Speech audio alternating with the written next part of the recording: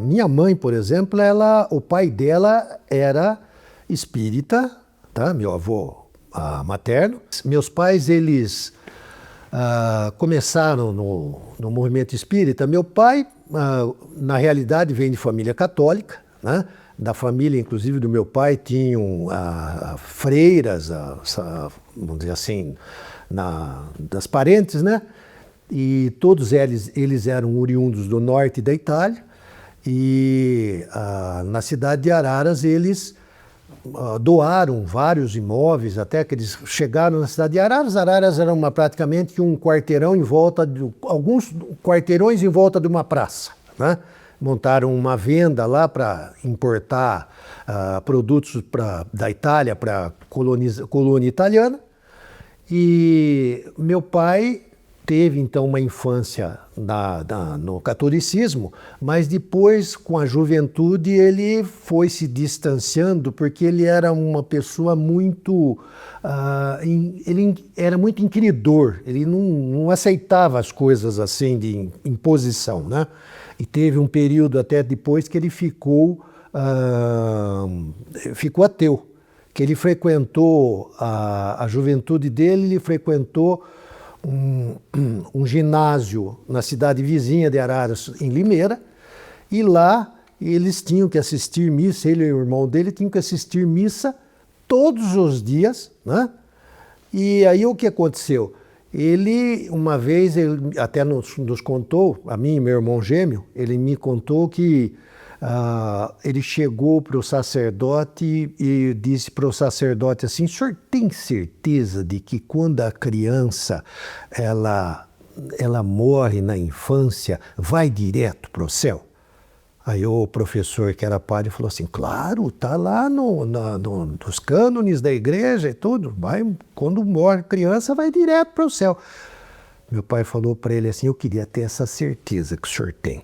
Porque se eu tivesse essa certeza, eu ia pegar uma metralhadora, eu ia matar tudo quanto era criança pequena que eu visse pela frente. O padre ficou escandalizado: mas que isso, menino, que isso? Falou: não, mas o que acontece é o seguinte: o dia que eu estivesse lá nas profundezas do inferno, ia estar assim de anjinho, assim, rogando aos céus por mim e dizendo: se ele não tivesse feito isso com a gente, talvez nós estivéssemos no lugar dele. Aí o padre: mas o senhor vai para lá, não sei o quê, vai rezar não sei quantas Ave Maria, não sei quanto Pai Nosso e tal.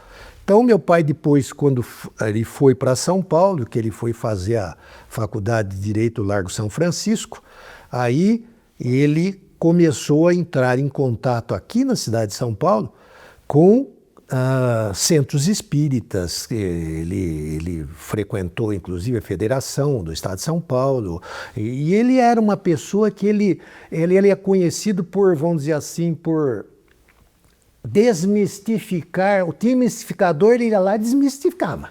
Ele pesquisava e, se tivesse, ele desmistificava mesmo, né? Aquilo que falava inclusive Allan Kardec, né? Então, e meu pai, frequentando a Faculdade do Largo São Francisco, ele entrou em contato com grupos aí espíritas, e ele era um pesquisador ferrenho, né? Se tivesse mistificação, ele ia e realmente virava a coisa no avesso, né? Ele frequentou aqui em São Paulo, inclusive, o Centro Espírita Padre Isabel, 2 anos depois de ter sido fundado, né?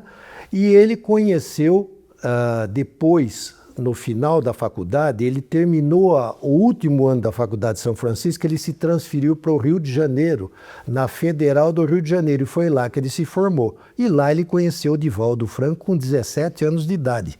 Tanto que ele foi a pessoa que trouxe o Divaldo Franco para o estado de São Paulo, né? E aí depois ele foi, através de pesquisas e tudo, ele foi se enfronhando. Minha mãe é ao contrário. Minha mãe, o pai dela, meu avô paterno, era espírita e conheceu inclusive o Carbar Schutel de Matão, tanto que quando minha mãe foi estudar odontologia, que ela fez a 4ª turma de odontologia na Unesp de Araraquara, foi através do Carbar Schutel que ela obteve lá todas as orientações de onde ficar, a pensão e tudo, né? Então, eles tiveram, vamos dizer assim, essa iniciação no espiritismo e, naturalmente, começaram a frequentar Pedro Leopoldo no final da década de 40, né? Eu conhecendo Chico Xavier, e ele, inclusive, comprou uma máquina de filmadora de 16 milímetros, que foi a que ele fez os filmes mudos, né, em preto e branco, do Chico Xavier, ainda em Pedro Leopoldo, que hoje tem de registro através de toda aí a sua iniciativa. O que o levou a filmar o Chico lá e qual foi o motivo? Teve um motivo especial para ele passar por Pedro Leopoldo? Ah, sim. Meu pai, ele era professor de sociologia, estudava bastante e tinha uma cultura muito avantajada para a época, né? E ele percebeu a importância de se registrar isso daí em filme. Por quê? Porque ele viu o potencial do Chico Xavier como realmente uma pessoa diferenciada, né? A respeito disso, eu gostaria inclusive de contar um aspecto que aconteceu comigo e com o meu irmão quando o Chico Xavier esteve em Araras, que o Chico Xavier, na década de 50, em meados da década de 50, começo da década de 60, até acho que meados da década de 60, ele dava palestras. Ele era orador, o Chico Xavier, ele fazia palestras. E ele estando em Araras, eu me lembro que meu pai levou ele até a nossa residência, né?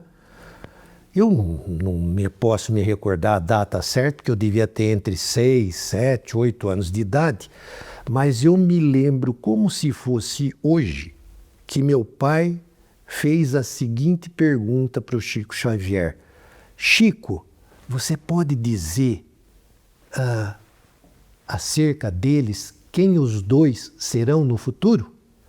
Aí eu olhei bem para o Chico, e o Chico na época já tinha o olho estrábico dele, né? Uma criança de 6, 7 anos, a gente até se impressionava. Ele virou o pescoço, olhou para cima assim, e ele falou desse jeito: eles serão os construtores do terceiro milênio. Chico falou assim. Na época eu fiquei impressionado com aquilo, né? E hoje, com 70 anos de idade, eu fico imaginando o seguinte: o Chico não errou. Sabe por que o Chico não errou? Porque nós estamos no ano 25 do terceiro milênio. Para terminar o terceiro milênio, ainda faltam 975 anos. 975 anos, eu ainda vou ter oportunidade de renascer aqui pelo menos umas 8 vezes, né? Eu espero que nessas 8 vezes eu possa realmente ser um dos construtores do terceiro milênio. E a questão do livro para construir o hospital? Conta essa história. Sim, meu pai, ele lá no Rio de Janeiro, ele conheceu diversas pessoas no Rio de Janeiro, tá? E frequentou diversos trabalhos no Rio de Janeiro, inclusive aquela que escreveu o Memórias de um Suicida, a dona Ivone, né, do Amaral Pereira, conheceu ela, né?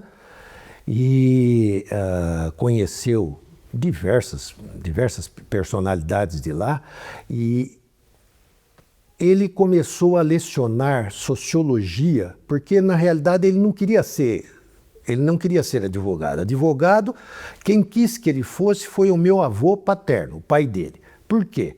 Porque meu pai queria ser médico. Mas o meu avô paterno, movido aí dos melhores intenções, falou: não, meu filho não vai ser médico, porque existia um médico muito caridoso na cidade de Araras, chamado Dr. Luiz Narciso Gomes, que ele era um sacerdote da medicina, ou seja, era daqueles que não cobrava consulta e ainda dava o dinheiro para o doente comprar o remédio, né? Como a gente teve no Rio de Janeiro o doutor Bezerra de Menezes, né? E naturalmente, com isso, o doutor Luiz Narciso Gomes morreu da miséria. Então meu avô falou: não vai ser médico, porque médico morre na miséria. E quis que o meu pai fosse ser advogado. Meu pai acabou exercendo a advocacia, acho que por 3 ou 4 causas. A última causa foi quando surgiu para ele a necessidade dele despejar uma viúva de uma residência de aluguel. Ele falou, não, isso eu não vou fazer, fechou o escritório de advocacia e foi lecionar sociologia, né? E lecionando sociologia, na época, a gente tem que entender isso aí, na década de 40, final da década de 40, as nomeações não eram na cidade de origem, eram em outras cidades, né? E no livro que ele escreveu, chamado Além das Fronteiras do Mundo, ele descreve sobre isso, né? E descreve que ele escutava dentro da cabeça dele intuições, não pelo ouvido, dentro da mente, como se alguém estivesse conversando com ele. Então falava, vai procurar fulano de tal lá, em São Paulo, que ele é deputado. E esse fulano de tal, que foi um deputado de Jundiaí, foi professor dele na faculdade do Largo São Francisco. Aí ele falou, mas será que ele vai me conhecer? Isso dentro do trem, que era de trem que ia de Araras para São Paulo. Vai que ele vai te conhecer. Aí meu pai chegou lá, a hora que ele chegou lá, aquela fila de gente querendo com deputado, com não sei o que e tal. Ele deixou um bilhetinho lá que queria falar, né?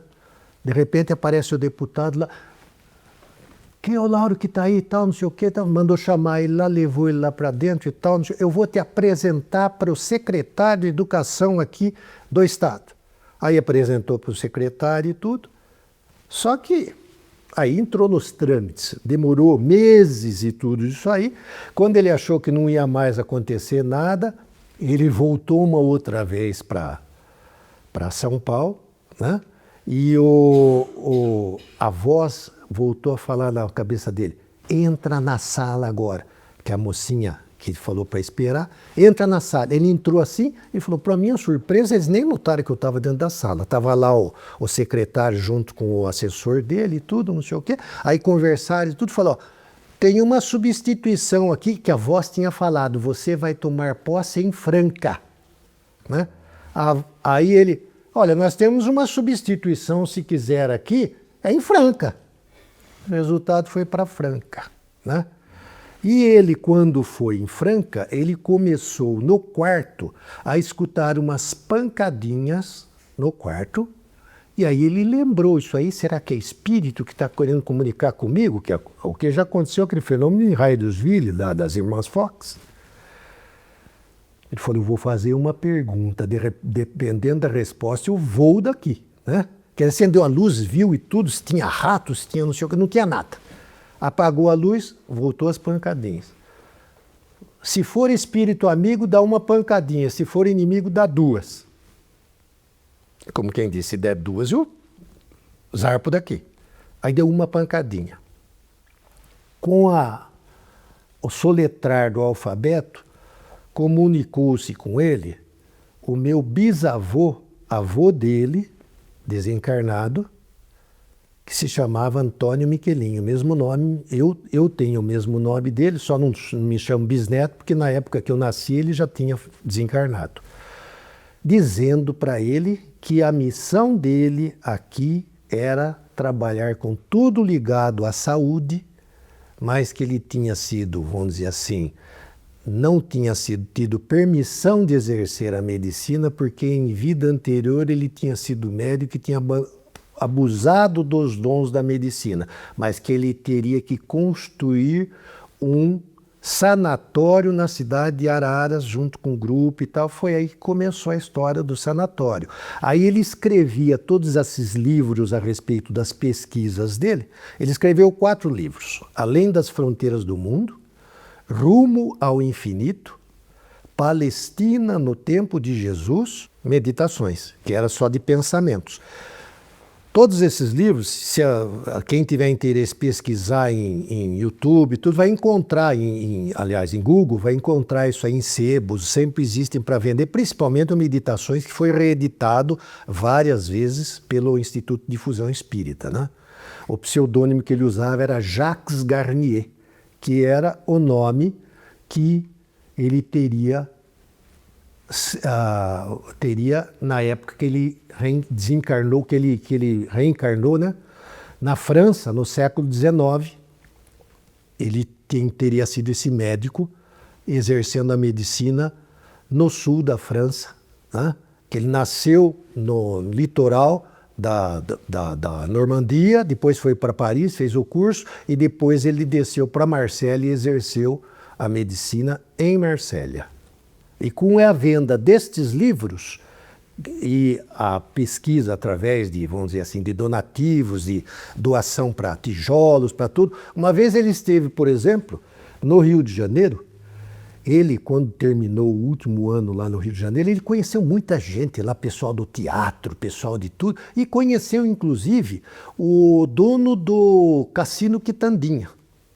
Ele conheceu o dono do Cassino Quitandinha. Não me recordo o nome agora. Não me recordo o nome dele agora. Está na ponta da língua, mas eu não me recordo. E ele esteve no Rio de Janeiro pedindo donativos, e ele foi numa casa lá para pedir donativos, e ele percebeu que a pessoa lá estava pela janela, assim, semi-fechada, datilografando, né? Datilografando. E bateu, a pessoa não atendeu e tudo. Aí o vizinho atendeu. E o vizinho era justamente esse dono do Quitandinha. Ele falou, você sabe Aí meu pai explicou que estava fazendo um sanatório, estava construindo um hospital para obsidiados em Araras e tudo, né? E o dono do Quitandinha falou assim, você sabe na casa de quem que você bateu aí que ele não abriu para você? Esse aqui é o dono dos Diários Associados, Assis Chateaubriand, que é meu vizinho. Mas aí o Assis Chateaubriand não doou, mas o dono do Quitandinha, Nunes Rola ele chamava, Nunes Rola. Né? Não lembro o primeiro nome, mas o sobrenome era Nunes Rola. E ajudou em tijolos, ajudou em telhas e tudo, né? E meu pai conta que ele saía com grupos aí de abnegados para vender os livros de porta em porta, e os espíritos comunicavam com eles no ouvido assim, dizendo, vai lá em tal lugar, bate em tal lugar que vai ajudar. Aí ele ia bater, realmente a pessoa atendia e ajudava. Né?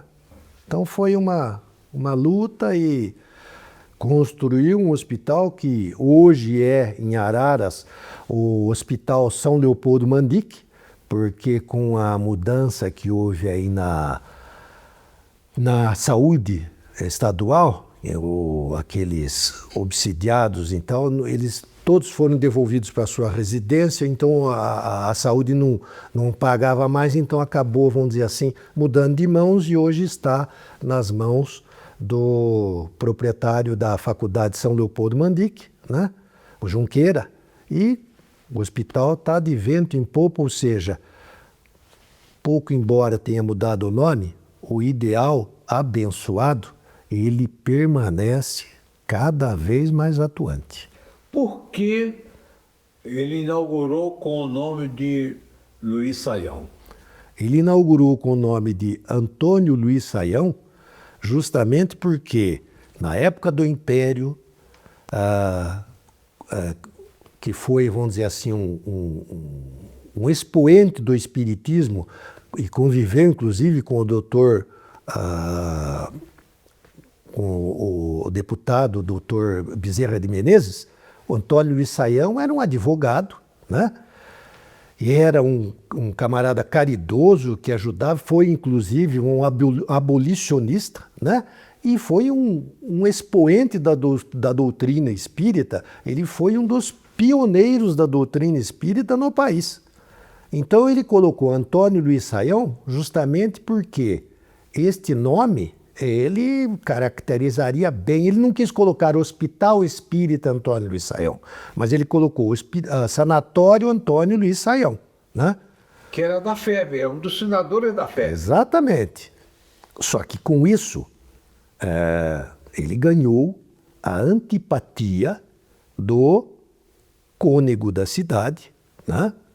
que era o dirigente católico da cidade, nós estamos falando da década de 50, onde a religião católica ela era praticamente que um poder político. Para todas as inaugurações, para tudo, tinha que estar lá o sacerdote, o padre e tal, tinha que dar bênção, não sei o quê.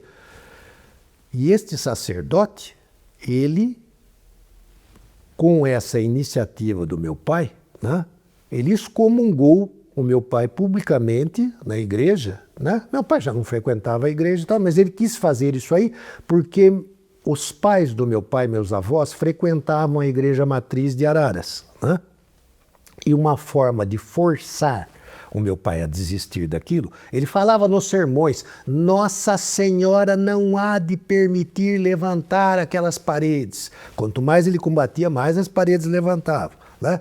E falava: aquele que está construindo isso vai ser o primeiro a ser internado lá dentro, né? Então, quer dizer, ignorância de uma época aí de preconceitos e de intolerâncias descabidas, né? E o que aconteceu? Os meus avós que frequentavam lá, deixaram de frequentar lá, foram frequentar uma igreja católica de um outro lugar. E a questão, por exemplo, do Anuário Espírita? Conta aí.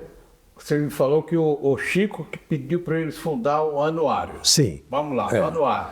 O Anuário Espírita é o seguinte, o meu pai, então, com essas pesquisas dele do Espiritismo, naturalmente ele foi levado até Pedro Leopoldo para poder conhecer o Chico Xavier, que era o expoente máximo e foi o expoente máximo do Espiritismo aí no século XX e no século XXI, começo do século XXI, né? E meu pai, ele, vamos dizer assim, ele sempre foi uma pessoa que ele procurava construir as coisas de forma que fosse para os outros. Ele não construiu nada para ele. O hospital que foi construído não foi construído para ele. O hospital que foi construído de uma forma filantrópica atendendo os pedidos da espiritualidade, para que fosse algo construído, tá? Como, vamos dizer assim, a necessidade de alguém que tinha se conscientizado de ser aquilo a oportunidade da redenção do seu próprio espírito, né? Então ele, com o grupo de abnegados e de tudo, ele sempre fez nesse sentido. E um belo dia, ele acabou se afastando da direção do sanatório, porque tinha os grupos que queriam tocar e tudo, ele não discutia, ele não polemizava, nada. Quer tocar, pode tocar e tudo, ele já tinha construído e tudo, não tem problema. Aí um dia chamaram ele, falou, o Chico, um companheiro falou, Chico, lá em Uberaba, tá te chamando, quer que você vá para lá, né?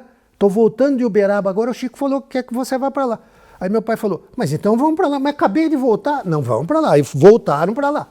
Aí chegou lá o Chico Xavier, ciente da capacidade intelectual do meu pai, que era professor de sociologia, que era um pesquisador, virou para ele e falou, Lauro, eu gostaria que você fizesse um compilado dos, vamos dizer assim, assuntos anuais dos avanços do espiritismo no Brasil e criasse um anuário, né? E com quem que eu vou falar? Aí o Chico deu um monte de nomes para ele, de pessoas, inclusive em São Paulo e tudo, para pesquisar, para poder entrevistar e tudo.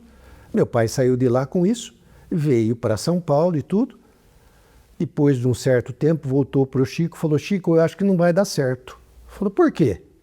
É porque eu fui atrás de fulano de tal, fui atrás do Canuto de Abreu, fui atrás de não sei o quê. Ninguém me recebeu, né? Mas espera um pouquinho. Aí o Chico escreveu uma apresentação de próprio punho e deu para o meu pai.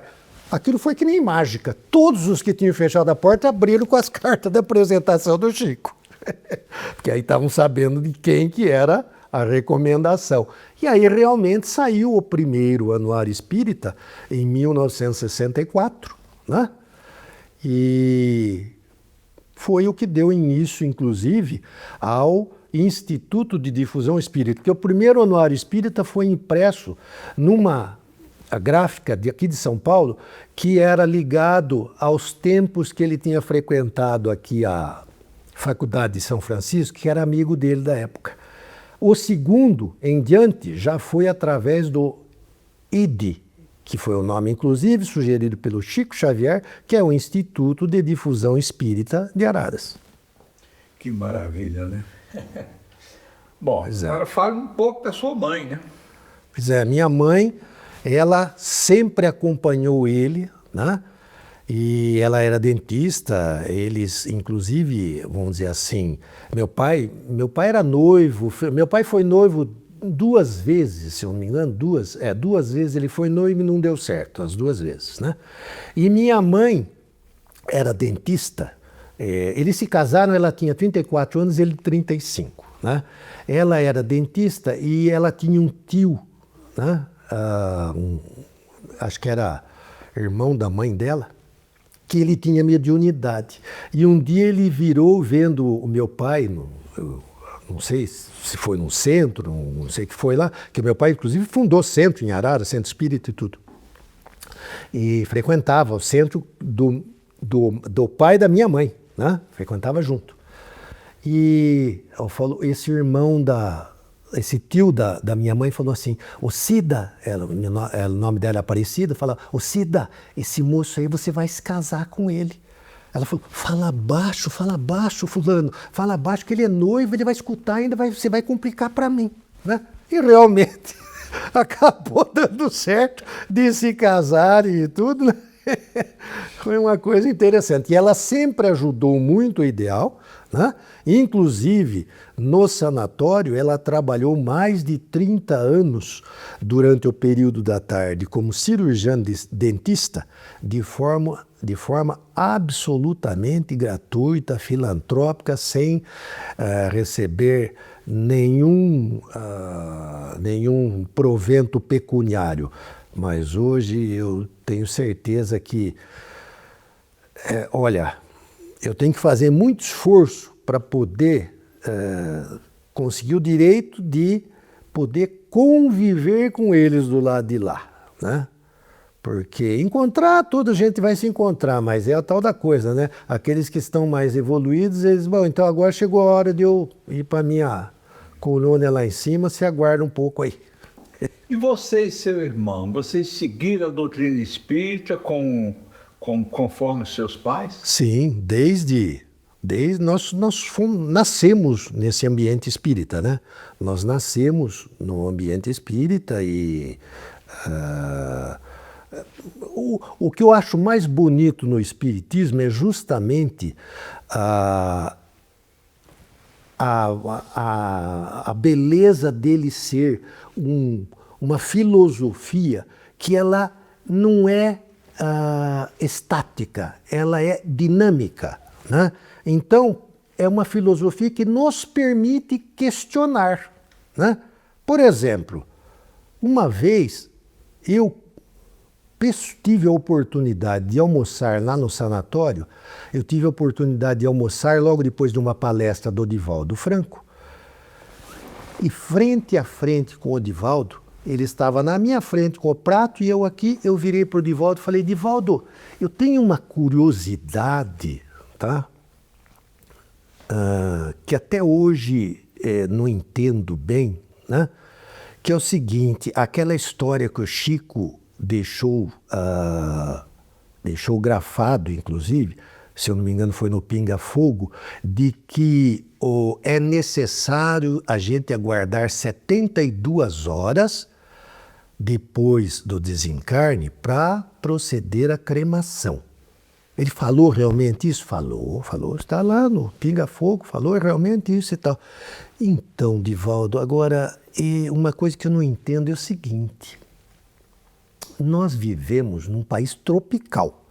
E num país tropical, não é possível deixar um corpo durante 72 horas sem que ele esteja resguardado numa câmara fria. Uma câmara fria para poder não ficar se decompondo, né?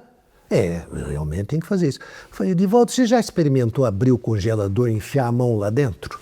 Quanto tempo a gente aguenta com a mão lá dentro sem aquilo queimar, né? Será que aquela sensação não seria tão ruim ou até pior do que o fogo da cremação? Né? Realmente era... Falei, outra coisa, as pessoas que doam órgãos, como é que ficaria então? Vai sentir, ficar arrancando os órgãos e tal, e não sei o quê? Qual que seria a melhor profilaxia? Falou, olha, a melhor profilaxia é a gente entender que isto daqui é provisório, tá? E que apesar de ser uma bênção concedida a Deus para a nossa evolução, isso aqui não nos pertence. Ou seja, assim que a gente perceber que está se desligando, a gente deve fazer que nem fez o Ló quando saiu do Sodoma e o Gomorra. Vai e não olha para trás. Você quer falar mais alguma coisa? Eu gostaria de contar um episódio com o Chico Xavier que o meu pai relatou. Isso não está em livro nenhum, né? Mas eu me lembro, meu pai ele desencarnou quando eu tinha 19 anos de idade, de acidente automobilístico, né? Eu tive, inclusive, uma premonição de que ia acontecer isso. Um dia eu posso contar até em detalhes esse episódio. Mas eu queria contar um detalhe, um fato que ele contou acerca de um encontro que ele teve no Chico.